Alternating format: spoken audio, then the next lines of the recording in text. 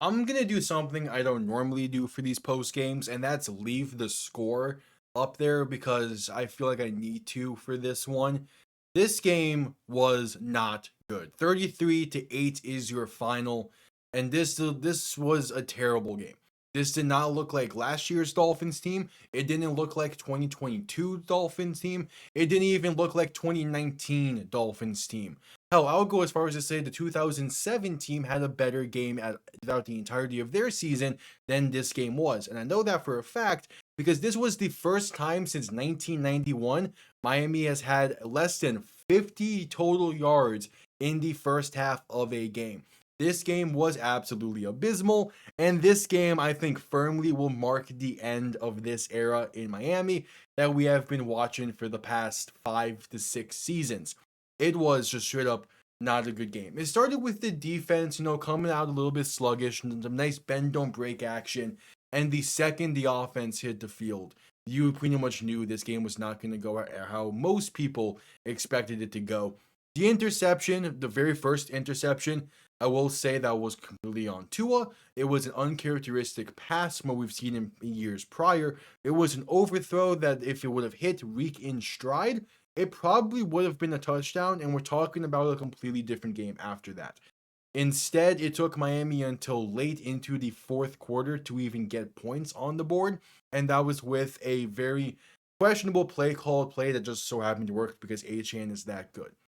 There's only so much I can say about the actual game itself. Offensively, we all saw it. It was not good. The offense looked pedestrian out there.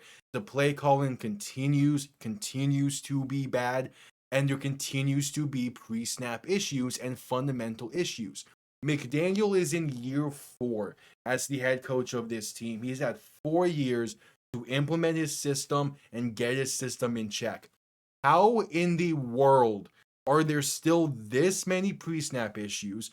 How are you still breaking the huddle well late into the play clock? And how are there still fundamental issues with how this offense is ran? Tyreek Hill should not be questioning where he's lining up at in year 4 of a system. That just doesn't make sense to me. On top of all of that, the ground game continues to be forgotten about. And yes, this was a game where you kind of had to abandon the ground at some point. But early on, you had 2 carries that went for 13 yards combined in the first 2 drives. That is solid. But then every other play of those ensuing drives were passing plays. It doesn't add up. And that's been the case with McDaniel in Miami. He has had very weird play calling habits. The one time that his play calling actually worked was also the one time Tua played a full season, that was 2023. But that is the outlier, not the norm. We are seeing the norm with this offense currently. The defense, I was willing to give the defense some break in that first half because they were on the field for damn near 25 minutes of time of possession, so they were probably tired and all that. But then the rest of the game played out, and I kept seeing the same things. And that is, we're trying to send 4, it's not working. Then we send 5 and 6 and even 7 at points, and it's still not working. This front 7 was hyped up during the offseason to be a top 10, top 15 front 7. They did not show up today. The secondary that everybody knew was not going to be good this season was forced to try and cover for extended periods of time. And guess what? They were unable to because it's not a good secondary. And it was reported by Barry Jackson during the game that Miami's secondary coach told him before the season that the media and the fans were more worried about the secondary than they are.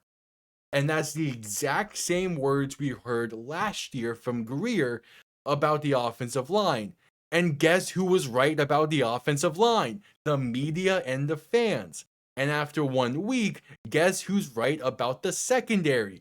The media and the fans.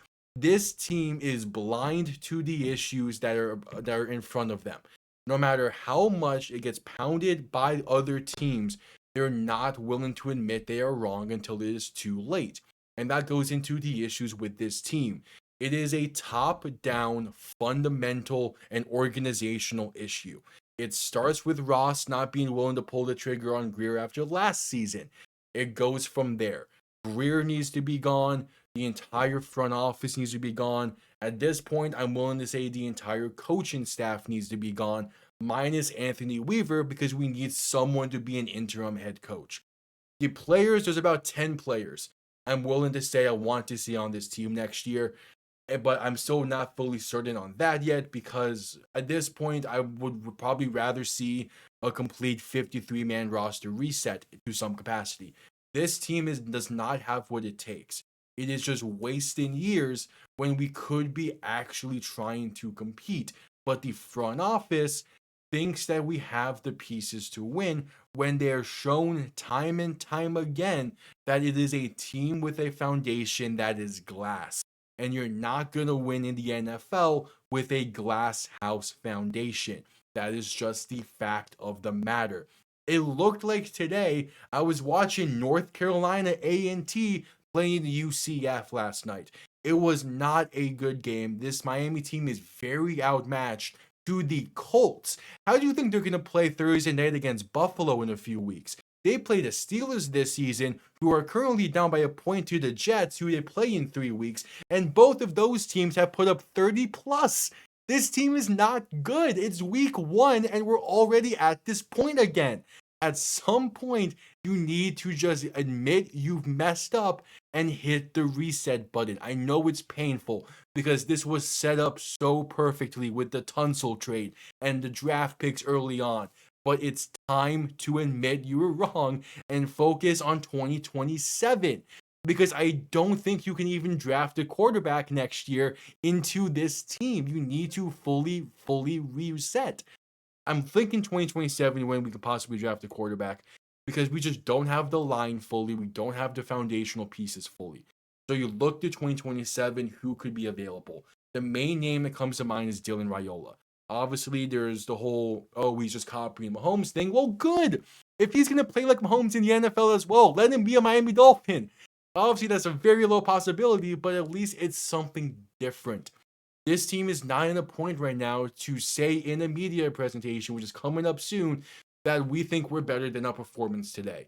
Because you haven't been able to show it in 3 out of the 4 seasons you have had in this team. And most of these players have had 6 seasons by this point. And they still can't show that they can consistently be their 2023 self. That's all I'll go into today because I know that throughout the season, I'm going to be having this kind of discussion a lot, and I don't want to run through all my talking points just yet. So I'll see you all next time. Have yourselves a damn good one. 33-8 is your final, and I'll see you all next week against New England. Peace.